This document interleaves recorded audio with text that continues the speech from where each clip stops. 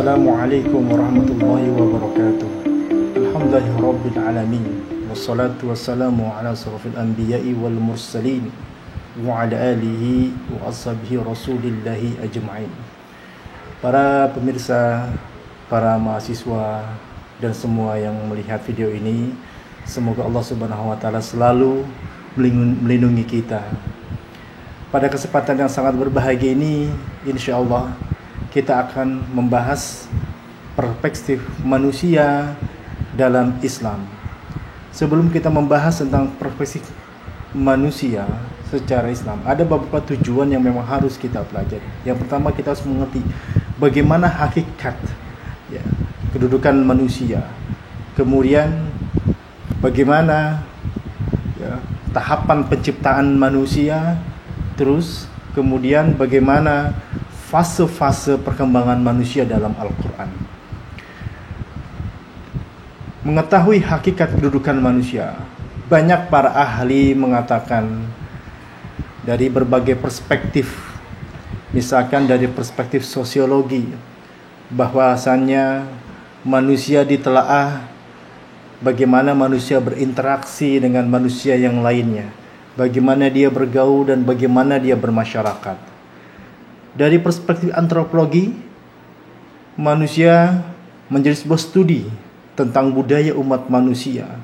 Maka muncullah kebudayaan-kebudayaan seperti bahasa, tarian, makanan, dan sebagainya. Begitu juga dalam perspektif psikologi, manusia ditempatkan dilihat dari segi kejiwaannya. Manusia cenderung pendiam, introvert, menjauh dari keramaian, atau manusia cenderung ekstrovert, dia suka bergaul dengan keramaian, atau berkaitan dengan kejiwaan sifat manusia. Sifat kejiwaan mulai dari masih bayi, balita, kemudian dewasa, hingga seterusnya.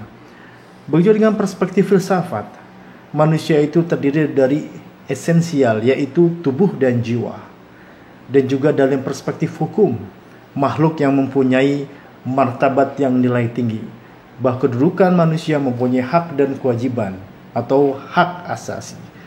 Lantas bagaimana hakikat manusia dan pengertiannya dalam pandangan Al-Quran? Ada beberapa penyebutan di dalam Al-Quran.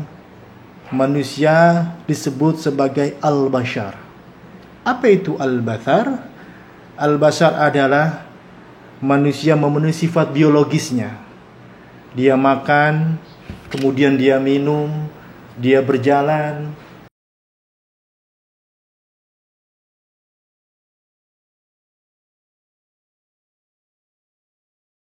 Manusia seperti kalian, yang makan, yang minum, yang memenuhi hajat hidupnya untuk kebutuhan biologisnya sesama istrinya, maka disebut sebagai al-bashar. Tersurah di dalam surat Al-Kahfi ayat 110.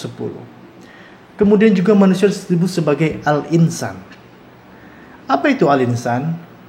Al-insan adalah makhluk mukallaf, manusia yang sudah membebani tanggung jawabnya. Dia tidak lagi bicara pemenuhan fisik saja atau biologi saja, tetapi juga masalah manusia yang sudah terbebani oleh tanggung jawabnya, konsekuensinya sebagai seorang muslim dalam mengembangkan amanah Allah Subhanahu wa taala. Misalkan perintah sholat, kemudian perintah menunaikan rukun Islam dan menunaikan aturan-aturan yang Allah perintahkan kepada manusia.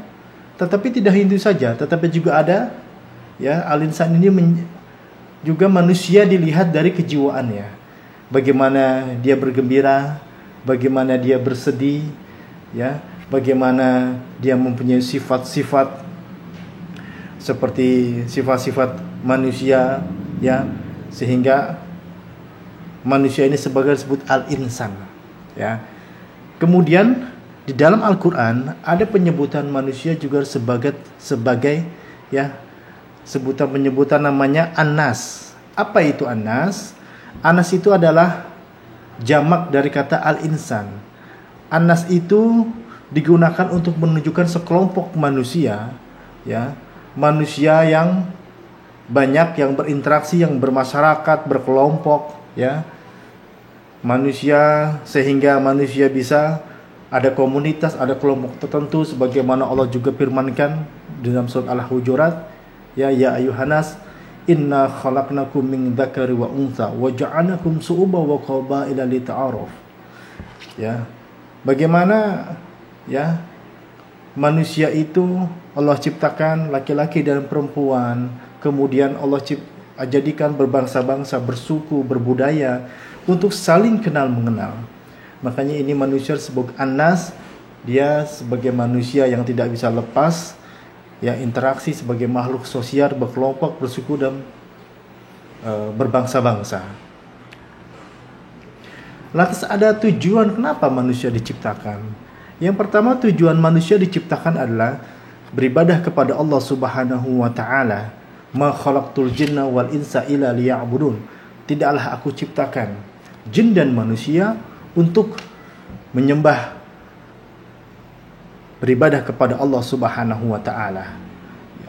Kemudian juga manusia disebut sebagai khalifah, seorang pemimpin, sebagaimana Allah Subhanahu wa taala firmankan dalam surat Al-Baqarah ayat 30, inni ja'ilun fil ardi khalifah. Ya, ketika Allah Subhanahu wa taala ya ingin menciptakan seorang khalifah, Nabi Adam di muka bumi sebagai wakilnya, sebagai pemimpin Allah yang mampu mengelola, memakmurkan dan melestarikan bumi untuk generasi umat manusia. Para hadirin, pemirsa, itulah adalah hakikat manusia. Bahwa manusia mempunyai kedudukan yang sangat tinggi. Ya. Manusia diciptakan dengan berbagai unsur-unsurnya. Ada ruh, ada jasad, dan ada akal, dan ada nafsu. Lantas bagaimana tentang penciptaan manusia? Allah Subhanahu wa taala menciptakan Nabi Adam secara langsung. Ya. Sebagaimana Nabi Adam itu diciptakan oleh tanah, maka penyebutan tanah itu banyak versinya di dalam Al-Quran. Seperti ya ketika Allah menunjukkan pada penciptaan awal, Allah menunjukkan min turab, ya, dari debu. Kemudian juga dari debu Allah ciptakan juga, ya, bercampurnya tanah dan air, namanya mintin, dari tanah liat. Kemudian dari tanah liat, ya, lumpur hitam yang dibentuk di dalam Al-Quran disebutkan min hama'in masnun, ya, menunjukkan pada tanah liat yang sudah dibentuk dan sedikit berubah karena udara. Kemudian ada juga kata mintin, ya,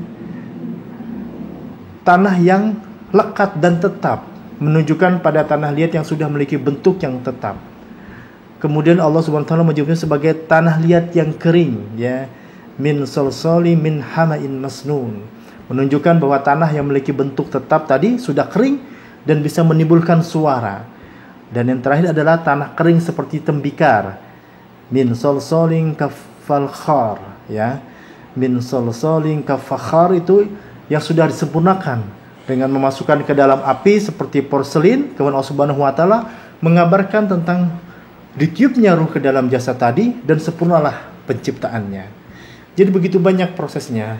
Ketika Allah Subhanahu wa taala menciptakan ada langsung, ya, dari debu, tanah liat, lumpur hitam yang dibentuk, tanah yang lekat atau tetap, tanah liat yang kering, dan tanah kering seperti tembikar.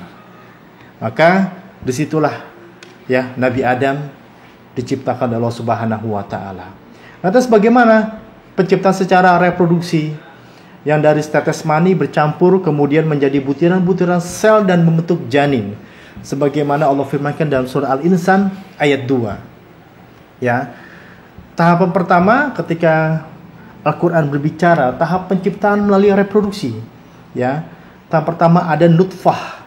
Ketika bertemunya dari sel sperma yang masuk dan masuk ke ovum, salah satunya ada satu sperma yang masuk ke dalam, ya, bercampur ke dalam ovum wanita, maka disebut sebagai disebut nutfah dalam ayat surah 76 dan ayat 2. Kemudian setelah menjadi nutfah tadi, proses bercampurnya air mani laki-laki dan perempuan, ada yang namanya talqih. ketika ada air mani laki-laki, air sperma laki-laki bercampur dengan wanita, maka ada talqih. Apa itu talqih? Proses perkawinan antara keduanya. Bercampur sperma, ya, hingga berhasil mencapai sel telur melalui saluran falopi atau janin. Maka di sini nanti mana kromosom yang lebih kuat antara laki-laki dan perempuan, ya. Setelah nutfah talqih ada juga alaqah. Kemudian menjadi segumpal darah, ya. Menjadi sebuah janin yang kemudian menempel pada dinding rahim, ya. Allah menyebut sebagai alaqah, ya. Terbentuk dalam waktu 15 atau 212 hari. Allah firmankan di dalam surat Al-Mu'minun, surat 23 ayat 14. Ada juga setelah menjadi segumpal darah, alaqah menjadi mudghah, segumpal daging, ya. Setelah minggu ketiga hingga ke-8, bagaimana, ya, yang tadi segumpal darah ini menjadi segumpal daging yang sudah diperlihatkan oleh Allah itu, ya, bagaimana bentuknya, ya. Dan yang terakhir adalah bagaimana setelah menjadi mudghah, segumpal daging itu menjadi pembentukan tulang dan daging atau otot-otot, ya. Di sini manusia sudah dibentuk tulang-tulangnya, kemudian dibungkus dengan daging dan otot-otot. Dengan demikian janin telah sempurna berbentuk manusia hingga ke minggu 8. Para pemirsa, inilah bagaimana proses penciptaan manusia melalui penciptaan langsung Nabi Adam, ya, yang dari tanah, kemudian penciptaan secara reproduksi yang juga Allah sebutkan di dalam Al-Quran, ya, tentang manusia. Maka barang tentu kalau kita mengetahui, ya, sebagai ciptaan Allah yang sempurna, sebagai ciptaan Allah yang begitu baik di muka bumi, oleh sebab itu maka jagalah kita fitrah sebagai manusia untuk selalu beribadah kepada Allah Subhanahu wa Ta'ala. Kita mengetahui kemana tujuan kita. Tujuan kita beribadah kepada Allah dan juga menjadi seorang khalifah. Maka jadikan hidup ini berarti jadilah sebaik-baik manusia di antara kalian yang baik akhlaknya. Demikian, terima kasih. Assalamualaikum warahmatullahi wabarakatuh.